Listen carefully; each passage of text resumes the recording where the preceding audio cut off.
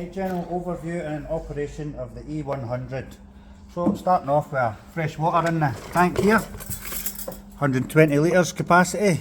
Fill it up, and if you're using a chemical, it's a little bit, and make sure it's low foam so that it doesn't bubble up. Okay, so when you're filled up ready to go, get a wee indication there of how much water's in the tank. So come round to the front.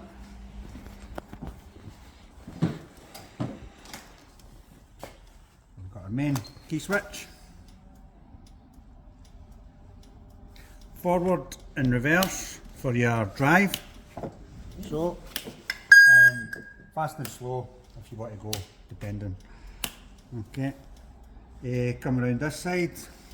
So once you're filled up ready to go, this will put your brushes down, automatic. And they'll come on, they'll start scrubbing once you hit the drive pedal. And this is your water control here. So full on, you can regulate it however much you see fit. Okay, and this button is double brush pressure for scrubbing areas that are particularly dirty. Okay, so we'll start off with the main pressure. So brush is on, water on, pedal will start running.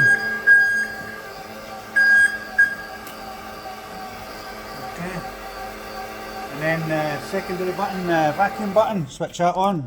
That puts your squeegee down automatically and drive.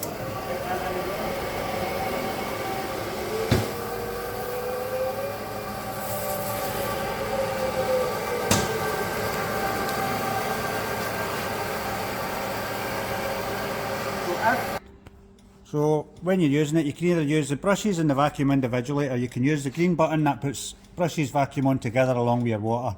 So with these lights, if you're going along and these start flashing, it's telling you the freshwater tank is empty. So you'll need to go and you'll need to fill it up again, but that means it's also time to empty the dirty water tank. So just pop right to the back. So left hand hose to drain the dirty water down the drain, make sure it's empty.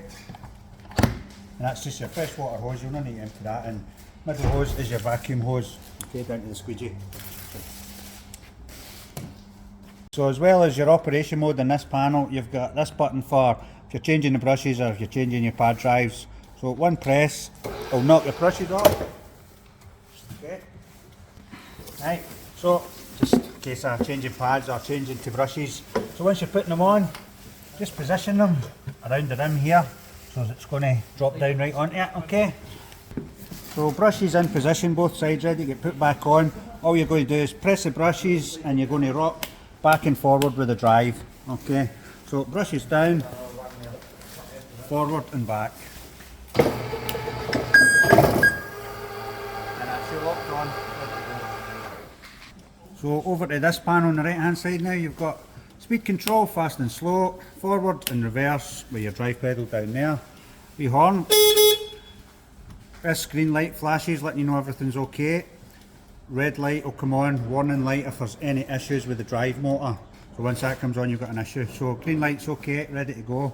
You've got an emergency stop here. So if you in panic mode, you need to shut down, just press that and that'll shut everything down, stop the drive, and then just to release it, give it a wee twist and you're back ready to go again. On and off. And here is a reset button for the drive. So if you're going along and the drive cuts out, just do a wee check, make sure you can push the machine back and forward, and you should push that in and you'll be good to go again.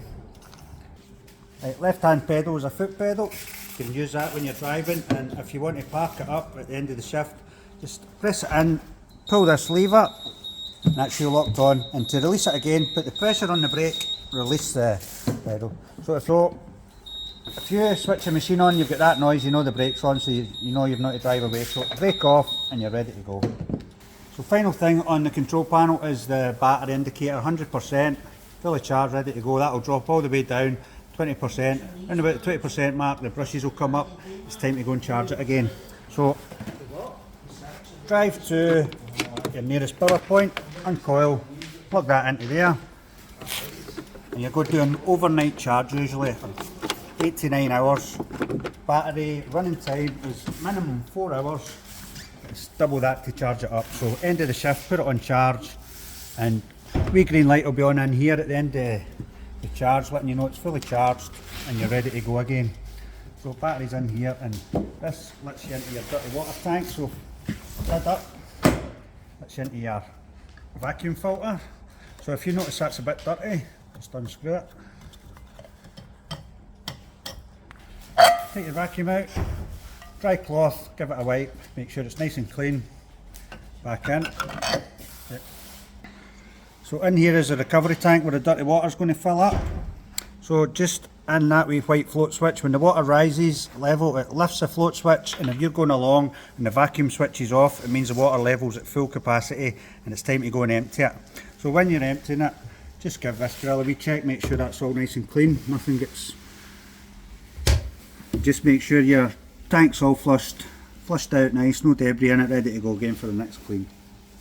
When you're all done in here, just press that in, tank back down, seat back down, you get a wee click and lock in, and you're ready to go again. So if you're feeling like the water's not collecting properly, just stop machine, check for blockages in top of the hose, bottom of the hose, take your squeegee off, give a wee flip down, make sure everything's okay, the rubber's in position. And when you're happy, back on, number 1 setting.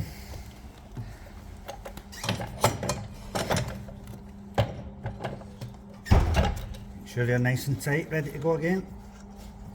So if you're using the machine and you feel there's not enough water getting through to the brushes, just a wee simple check of the filter at the back. So what you're going to do is put the vacuum on, pedal, hit the pedal so as the squeegee drops down. And when it's on the floor, switch the key switch off, come round to the back, switch your valve to the off position, and in here is a small glass filter. So just unscrew that, and inside is a mesh filter, so you'll give that a good clean out, make sure the water's getting through, any debris in the water, and just be careful with your wee rubber seal here. If that's not in, you're going to get a wee leak. Okay, so filter back in, screw it back in, make sure it's nice and tight, and don't forget to put your valve on. So once you're screwed in tight, don't forget to put your valve back on or the water won't get through. Okay, and that's you ready to go again.